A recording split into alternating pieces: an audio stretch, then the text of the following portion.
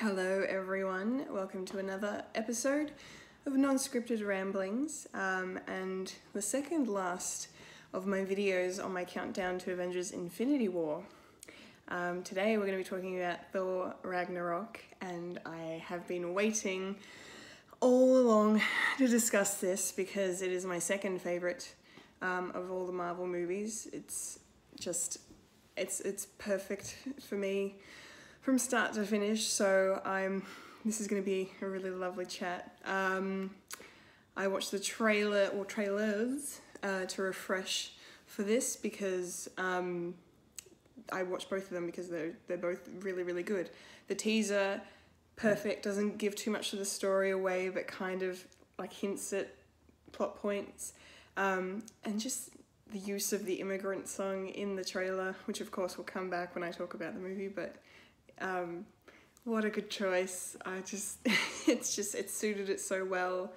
And then the main trailer is epic as well, just the way they've used the Mark Mothersbaugh, the composer, his electro kind of 80s sounds fused in with the trailer was perfect, and yeah, everything we got, and I just love all the shots of everyone and the action and the comedy in this. Just, yeah, it's awesome. I don't want to spend too much time talking about the trailers because I want to talk about the movie, so I'm just going to go into that, but they're really good trailers, you guys.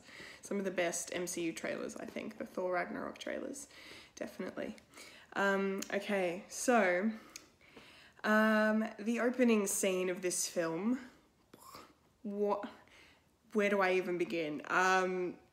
It's just so good from start to finish. It's just a piece of beauty.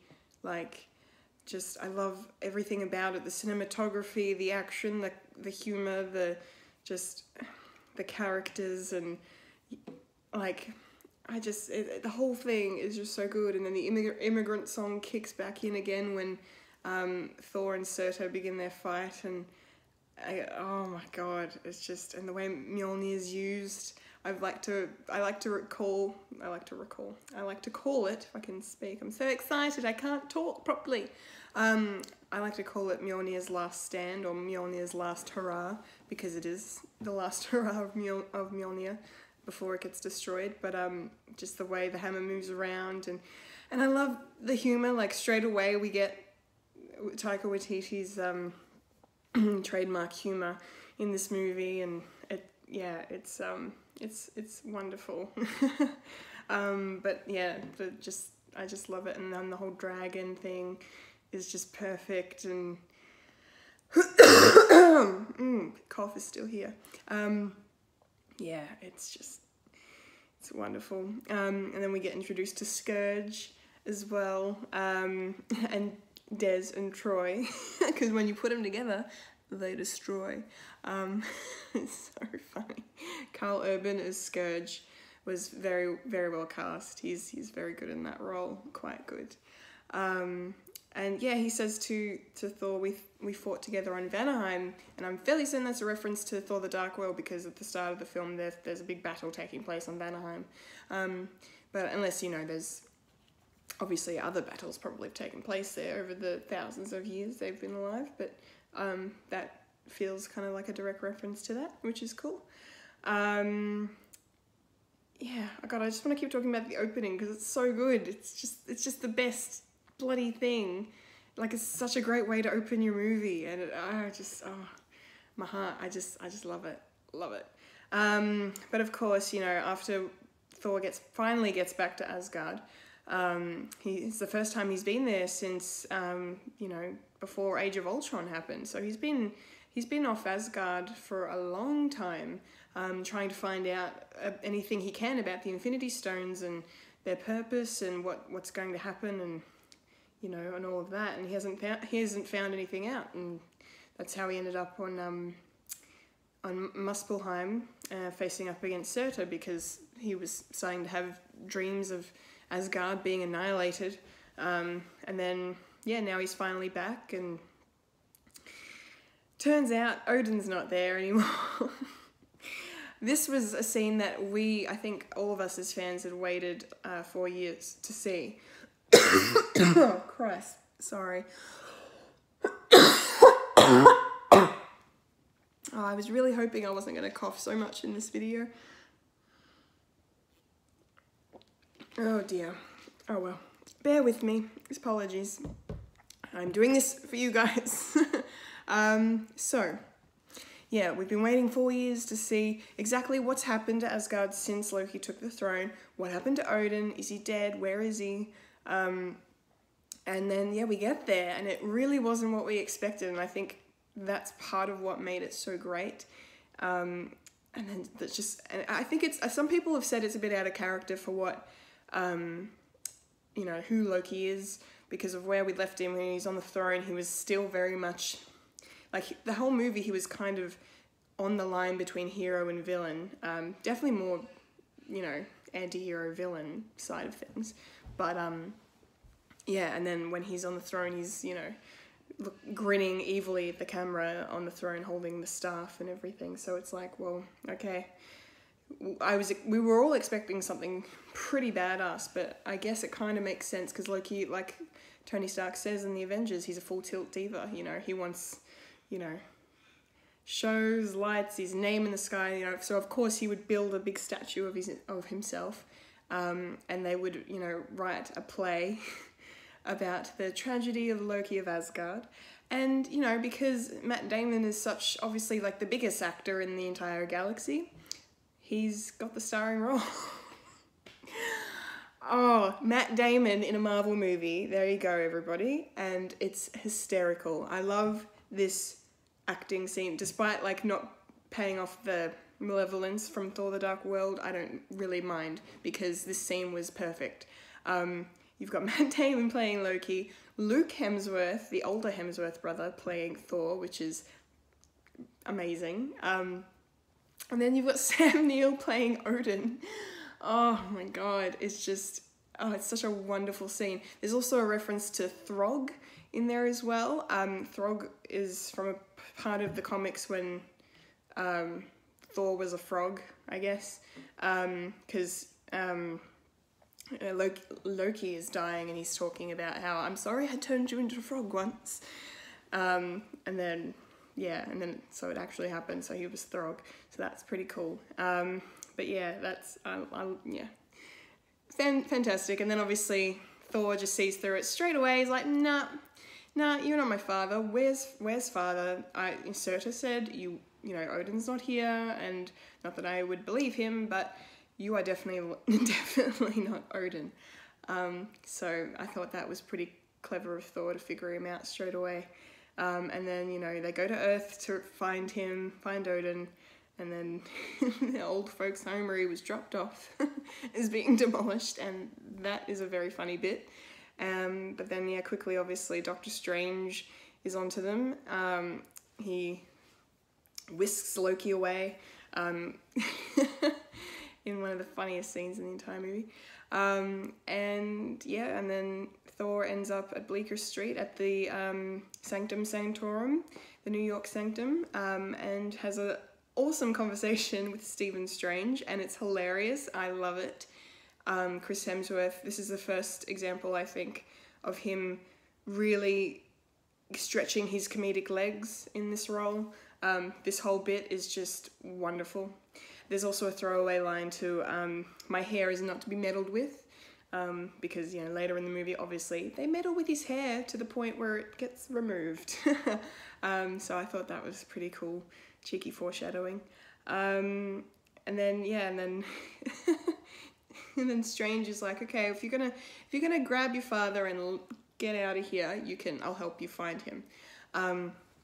So, and then they get Loki back, and he falls out of the ceiling, out of thin air, and he's like, I have been falling for 30 minutes, and it's just, oh, my favourite thing. So good. Everyone was laughing so much in the cinema. The 7 times I went to see this, yes, you heard that right. 7 times I saw this movie. Not ashamed to admit it. It's amazing. As far as movies you could see 7 times, I think I've done pretty well. But yeah, it's absolutely hysterical line. One of my good friends actually says that's the best thing Tom Hiddleston has ever done. That line, and I'm like, yeah, you're probably not wrong. It's very up there. It's one of the best things he's ever done, that's for sure. Absolutely hysterical. And then, you know, he tries to go strange because, you know, Loki's obviously very much a sorcerer, very much a man of magic. Frigga trained him over hundreds and possibly a couple of thousand years. And so he's just like, you know, who do you think you are? Some second-rate, you know, bullshitter. Like, who the hell are you? And then and Stranger's like, bye-bye, and just zaps them to Norway, where Odin is. And then we see Odin die, which is pretty emotional, but I love the fact that we get, you know, some sort of unspoken reconciliation between the three of them. Mostly Loki and Odin, of course. Yeah, it's a really powerful scene because Odin freely refers to both of them as his sons. And it's wonderfully done. And the look on Loki's face is just like, oh wow, okay. The whole time he spent dealing with these issues with him and Odin, and, you know, how Odin not betrayed, but lied to him his entire life about who he really was. And then for him to you know, at the end of his life, acknowledge the fact that, yeah, you're my son, you know, I still raised you. So you're effectively my son, and I think that was really sweet and nice that they did that. And then we get Hela, Cate Blanchett, rocking it in this film. She chews the scenery so much, so wonderfully. She's perfect choice for Hela. I love it, and I love the reveal that she is Thor and Loki's older sister. And there's a whole nother story that Odin never told them or anybody. Frigga was probably the only person that knew, but I love that. And it makes more sense because it also explains a bit about who Odin was, and, you know, the history of Asgard. And I really love that scene where we get Hela and Scourge, and she pulls the ceiling down and she reveals the truth, and we get those little vignettes on the ceiling of Hela and Odin conquering the 9 realms before Odin decided he was done with that and wanted to be peaceful and all of that, and lock Hela away. So she was released after his death. And yeah, and she's freaking badass. When she gets to Asgard, her scene when she just annihilates everybody, like the Warriors 3 get killed straight away. That's probably my only gripe with this film. My only gripe, and it's a teeny tiny one, is the fact that we don't get to see the Warriors 3 really kind of do anything in this movie. They're just there to get killed off. Sif is somewhere else because Jamie Alexander was not free at the time of filming, so Sif is, who knows where Sif is. Maybe she'll come back at some point. Who knows?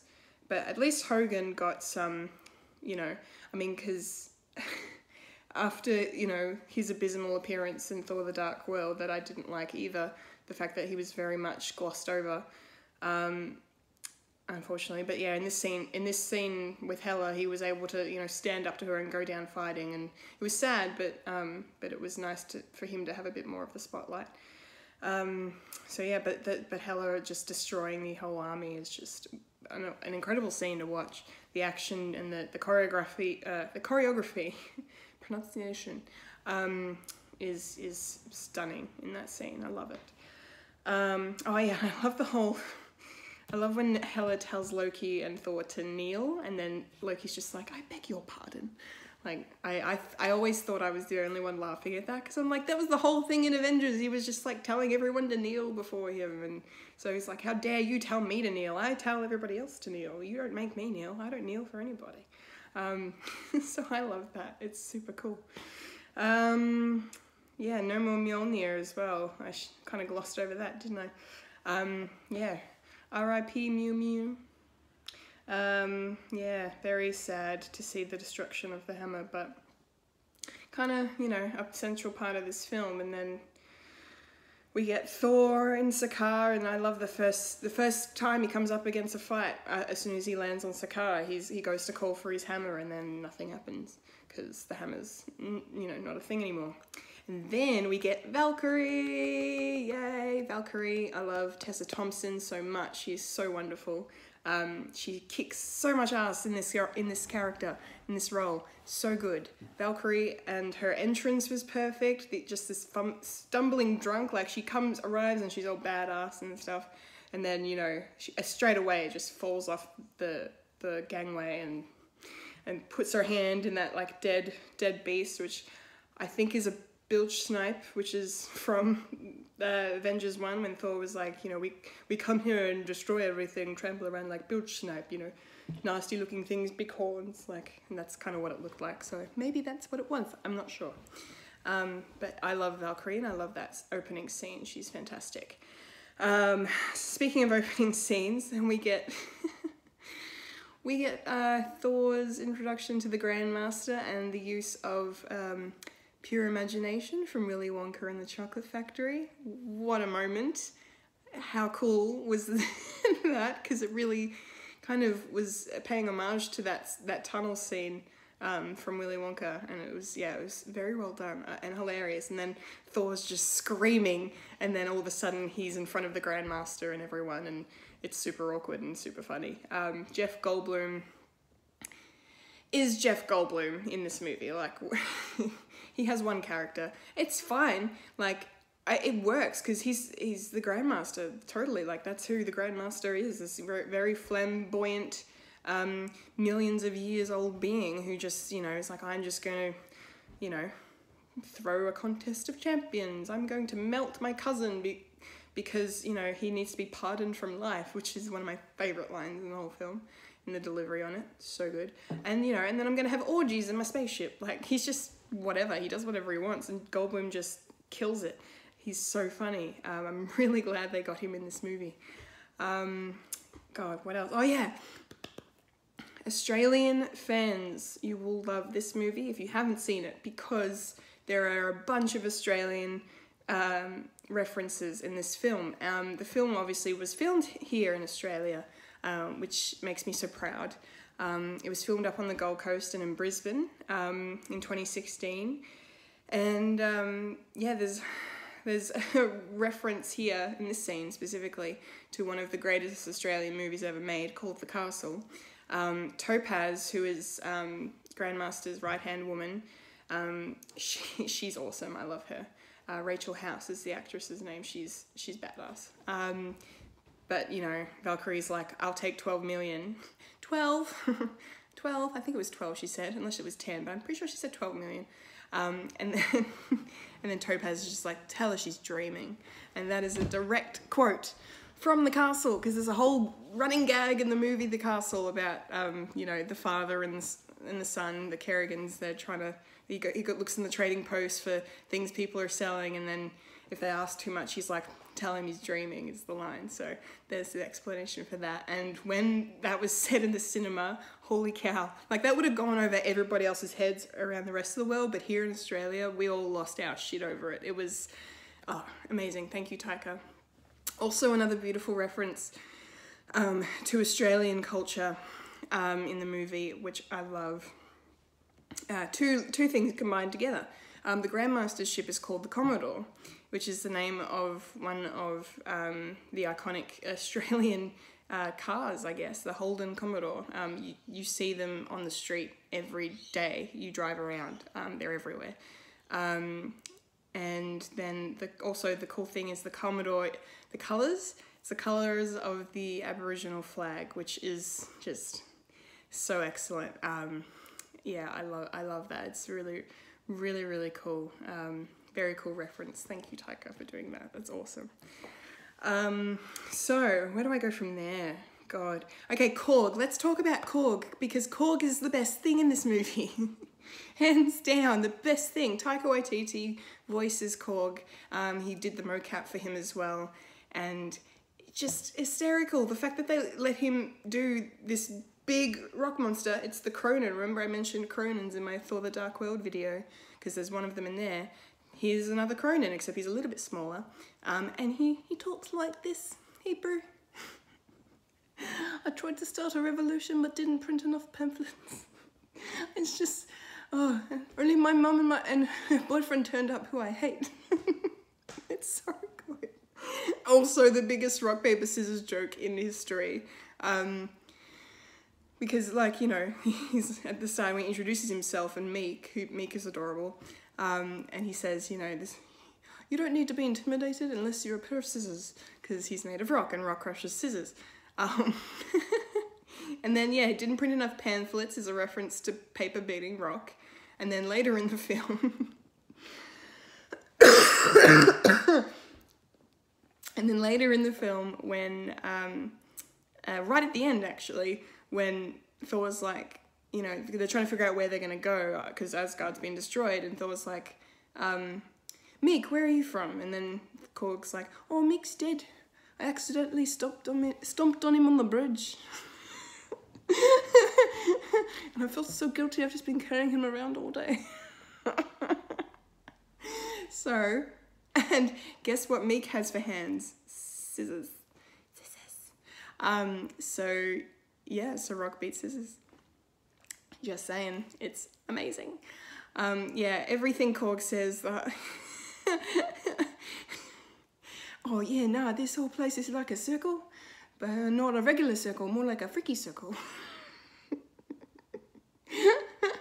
Or when he saves Loki from being like, there's a part coming up which I'll talk about, but Loki's he's been zapped by the obedience disc that Thor put on him, and then Korg comes along by chance, picks up the controller for that and releases him, and then Loki's all, you know, grateful and stuff, and then he's like, wanna come on that spaceship, we're gonna start a revolution, wanna come, you know? And Loki's like, well, you do look like you're in desperate need of leadership. And then Korg, just in the most innocent voice, he's just like, why, thank you. It's not supposed to be a compliment. Oh, I love it so much. Just, I could go on about Korg, but just, yeah. Oh, thank you so much, Taika Waititi. That's just so great. Oh, okay. So one of the important scenes in this film that kind of connects the Ragnarok to the MCU is the scene where just before Hela uses the Eternal Flame to awaken her army and the Fenris Wolf, which in Norse mythology is actually Loki's son. Go figure. Oh, where was I? Yeah, and so she's walking through, and then we see the Infinity Gauntlet there.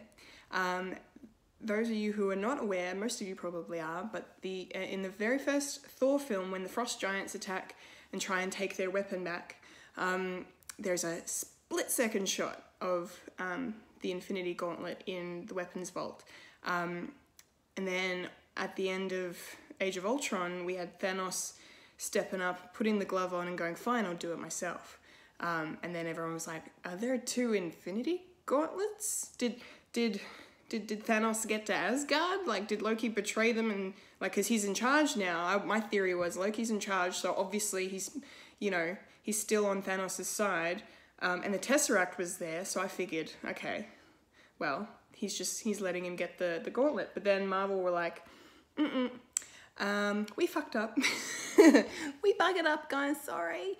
And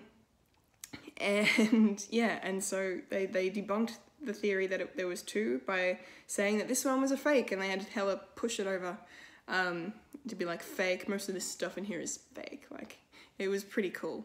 And then, you know, we saw the Frost Giant weapon sitting there as well, and the Tesseract was there, and she points at it, and Surtur's crown, of course. Yeah, so that was, I think that's pretty nifty. Very cool scene. Let's look at the notes. What else we have? Oh yeah, so I can't remember if I mentioned this in my Thor the Dark World video, but I'm going to re-mention it here. Thor is in prison, obviously, before he gets brought in to fight against the Hulk, and Loki goes to visit him, which is similar to how, similar but not the same, but like there's kind of a parallel there with how Thor went to Loki when he was in prison on Asgard, and both times they were mourning the loss of a parent. So in Thor the Dark World, that's when Loki was hiding, trying to hide from Thor his grief over Frigga, but he couldn't. And then in this one, when Loki walks in, Thor is, kind of reciting these like, burial rites about Odin and mourning his loss, obviously. And then he comes to visit, and I thought that was pretty powerful, a nice little parallel. And then I really enjoy that conversation that Loki and Thor then have, because, Loki's just straight up, he's just like, doesn't feel good, does it, being lied to? Being told you're one thing and then learning it's all a fiction. Because like now Thor kind of understands a bit more, like a little bit more, I guess, where Loki's coming from. Obviously, he's not going to start destroying everything and everyone, because he's better at handling things than Loki is, clearly. But I like that little scene, and the throwing things through, because he's not actually there. It's just like a little, clone of himself that he conjured to send there. But that's a really nice scene, and then it gets capped with the piss off ghost from Korg. Korg, yet again, nailing it.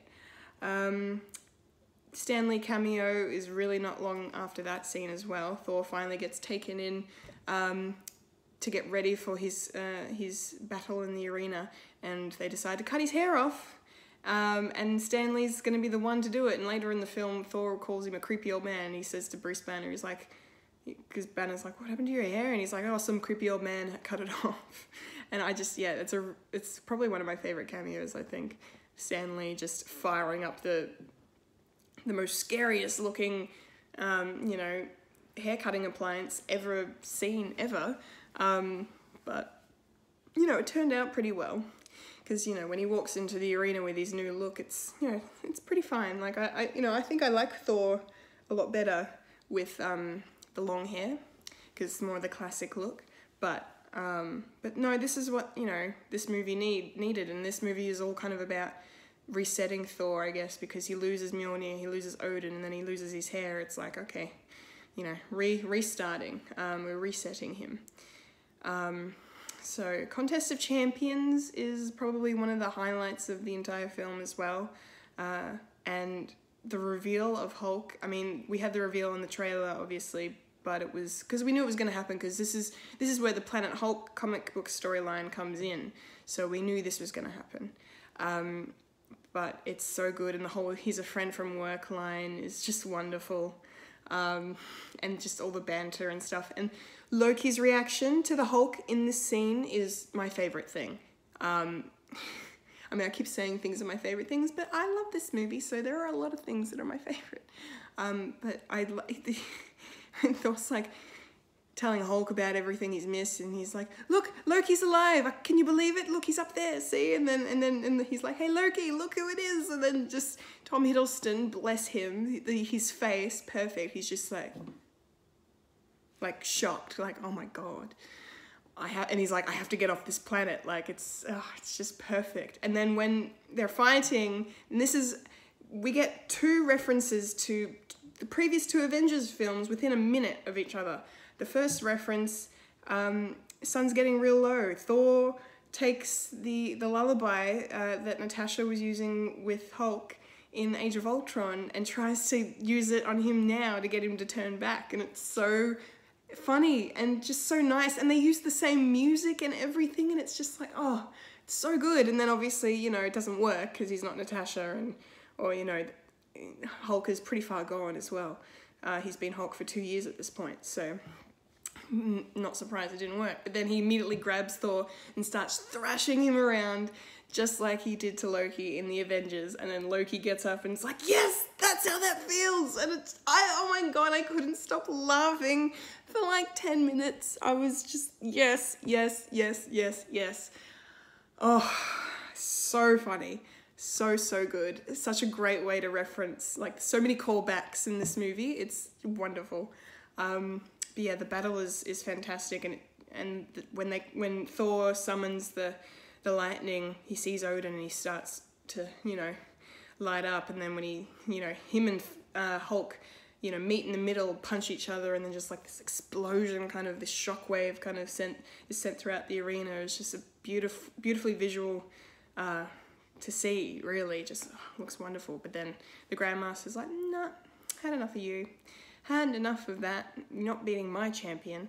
And then that's the end of it. But it's such a great, I love it so much. It's wonderfully choreographed, filled with everything that I love, comedy and great action and spectacle. It's just wonderful. Also, the helmet comes back, and it's about time. Oh wow. Okay, what shall I talk about now? Oh yeah, this is also the first time Mark Ruffalo has voiced the Hulk as well. Up until now, it had always been Lou Ferrigno, obviously the Incredible Hulk from the TV series, had always done his voice, and now, yeah, he's Ruffalo did the mocap for Hulk and voiced him too, which is, yeah, I think that's super cool. This is the best the Hulk has ever looked in any of the movies. Like, obviously the special effects are going to keep getting better and better, so he's going to look better in Infinity War as well, when we see him there again. But yeah, super cool, and the whole naked Hulk as well, very funny. Didn't expect that. Not in a Disney movie. There are children's. Oh god, I love when he tries to get Valkyrie to you know, see reason, because he realizes who she is, and he needs her help, because obviously she's Asgardian, so if he can appeal to her somehow, then he can escape, and they can go back to Asgard to stop Hela, because Hela's gonna destroy everything. And then the lovely funny part where he throws the ball at the window, and then it bounces back in the middle of him trying to say, because that's what heroes do, and he just drops, and it's, oh, I love it. It's so funny. So funny. There's so much funniness in this movie. I can't handle it. And then, you know, he gets down to the Quinjet, gets inside, and another great callback to Avengers 1 with Point Break. Oh, and then the whole, like, he tries to say strongest Avenger, like, I'm the strongest Avenger, clearly. And then Hulk comes in, and then once he's transformed back into Banner, he says Banner, and then the voice is like, welcome, strongest Avenger. And Thor's like, what? Excuse me, that's me. Very, very funny. Also, I think because they've said that this movie was the first of a 3-film arc for the Hulk, ending with Avengers 4, most likely. This scene, the fact that he sees Natasha and it makes him transform back, is just so deep and so wonderfully done, and it makes total sense that he would see her again for the first time in 2 years, and just remember that feeling of, you know, caring for her and I guess loving her, really. And what she means and represents for Banner to bring him out, and just the emotional struggle the two halves of him have as he's trying to transform back. Like, it's beautiful, and the fact that they get, like, it glitches with her saying "I need you" as well is very powerful. But yeah, I really love that scene quite a bit. It's very good. That's one of the good things about this movie. It balances the humor. I mean, some people say the humor kind of takes away from the dramatic moments. I think it balances it quite well. I don't think it takes away from it at all. Because yeah, you're allowed to have this moment here, and it's fine. And then they can go back to the funny stuff, which they do. And then we get the banter between Bruce and Thor on Sakaar, and it's wonderful. I love it. And speaking of banter and stuff between, I love the couple of scenes we get with Loki and Valkyrie together are quite good.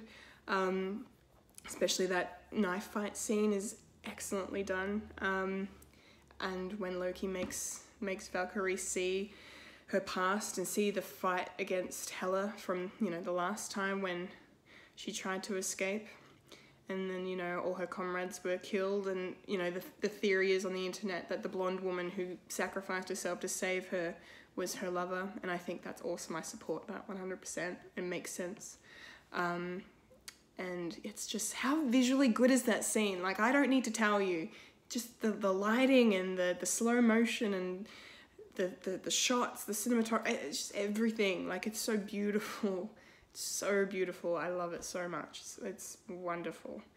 Yeah, incredibly done. I would love to have seen more of it than just that, like 30 seconds. But yeah, it's great. And then the Revengers are formed after that. Best team name ever. And yeah, and then we get Xandar gets name dropped by Valkyrie because they're trying to figure out how to get to Asgard, and she's saying, you know, we would have to stop by Xandar to get back, and then they're like, no, we go through the devil's anus and we'll get out. And I love, okay, the scene where, obviously, where Thor tells the story of when him and Loki were kids, and and Loki turns into a snake because he knows Thor loves snakes. And then he turns back into himself and says, my blood's me, and then he stabs him, and it's just so good. And then cut to Tom Hiddleston, who gives the perfect reaction to that little smirk on his face going, yes, so good. And then after that, of course, we get the excellent elevator scene, and kind of the sort of the beginning of the end of the brothers' arc throughout the 3 movies. In this scene, they've both come back together for this now, but they've both been separated by so much that's happened to them over the course of these movies, and see them, like,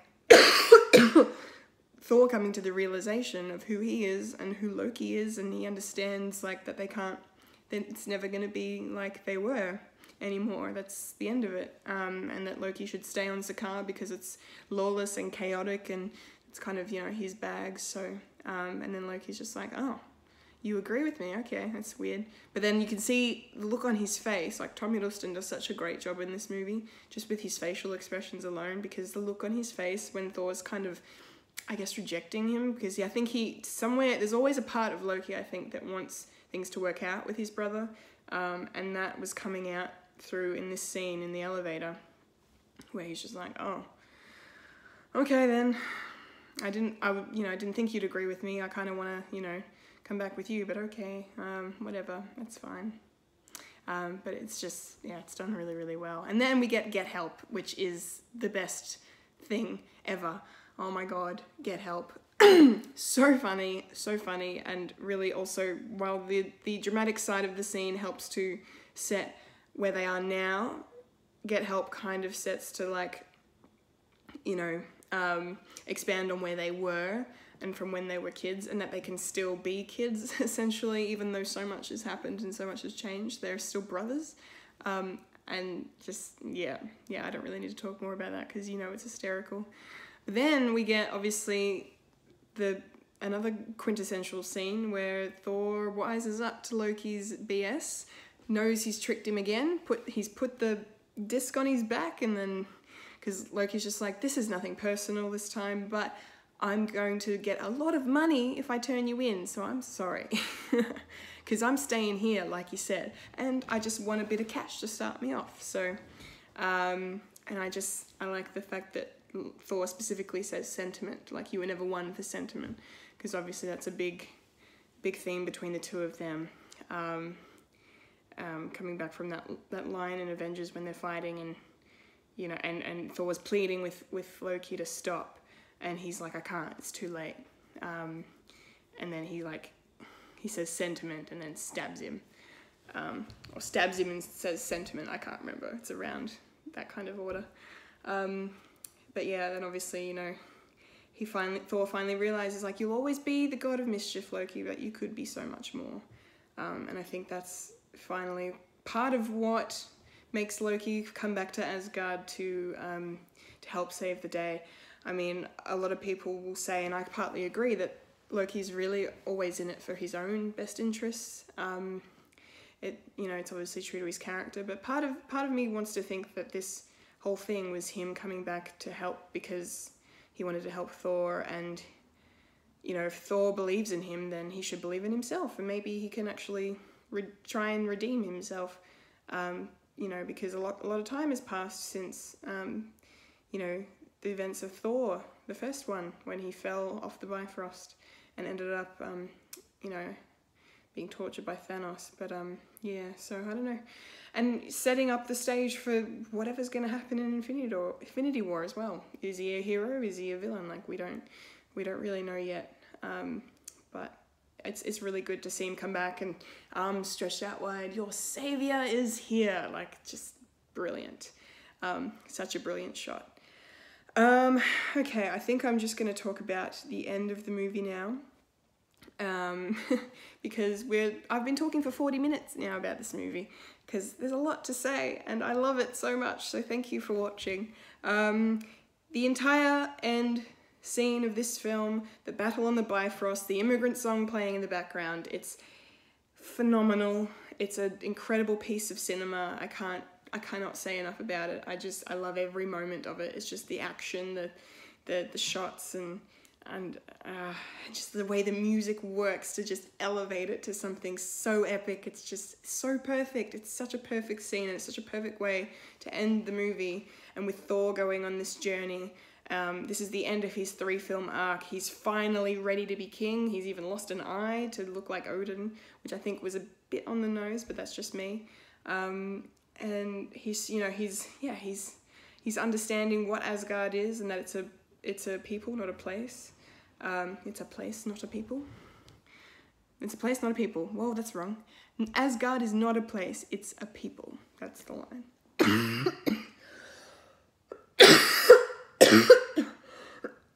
Oh, so sorry, everyone. Oh, dear. We're nearly done. And then I can go die. Hopefully not. Gotta see Infinity War tomorrow. Yeah, so after the epic battle, obviously Thor realizes we need to actually cause Ragnarok to defeat Hela. You know, we don't. The purpose of the prophecy is not to stop Ragnarok; it's to cause it so she can be destroyed, because she draws her power from Asgard. So the longer it's around, she'll just get stronger. She'll find a way off eventually. So, you know, they need to destroy her, and with Surtur's crown in the vault, Thor's like, Loki, go into the vault, you go, take the crown, put it into the eternal flame, and Surtur will rise and lay waste to Asgard and to Hela, which he does, but not before grabbing the Tesseract, because he's the god of mischief. He's a trickster, that one. You can't tell what side he's on. You know, you don't see him grab the Tesseract, but we all know, especially after seeing the Infinity War trailer, the first teaser trailer, he has the Tesseract. And I'm very worried. But anyway, yeah, so it's just the destruction of Asgard, Surtur rising up, and then the Hulk jumping up, trying to, you know, stop him, and then Thor's like, for once in your life, don't smash. And he's like, the big monster, like, I've got to smash him. He's big, and he's an evil monster. He's going to destroy us. We need him to destroy us. But not before we escape. So they escape onto the Ark, and, you know, the revolutionary Sakaar people and what's left of the Asgardians are all on this ship, and they're traveling through space, and that's where the film comes to a close, and we get the mid-credits scene, which is Thor and Loki having a conversation. But before we get that, there's a scene where they're talking, and Thor's like, maybe you're not so bad after all, brother, and he says, maybe not, and then the rest of us are just like, dude, he's got the Tesseract, don't trust him again. He's gonna betray you again. Well, maybe not, we don't know. But mid-credits scene, they're talking, and Loki's like, do you really think it's a good idea to bring me back to Earth? And Thor's just like, oh, it'll be fine, I'm sure, we'll work it out. And then Thanos' ship arrives, Sanctuary 2, and they're just kind of stunned, like, okay, and nothing's gonna be fine. And that's probably gonna be the opening of Infinity War, is my money, is Thanos killing the Asgardians and taking the Space Stone, and maybe killing Loki. That's what I'm very much afraid of. But it's gonna happen, and I suppose what better way to really show the true power of your villain by killing off the villain of the first Avengers film. So, I don't know, fingers crossed. I don't want him to die, because I want to see if he can be redeemed, and I want to see him interact with the rest of the Avengers, and the Guardians even would be amazing to watch. Post-credit scene though is just a bit of a humour tag at the end. The Grandmaster, they've brought down his ship on Sakaar, and he's just like, you can't have a revolution without someone to overthrow, so you're welcome. And it's a tie. So that's pretty funny little scene. Book shut, done. Okay. Very, very good. So that was a longer rant than I meant it to be, so I'm so sorry. But I'm not surprised at the same time because I love this movie. It's wonderful. It's so much fun.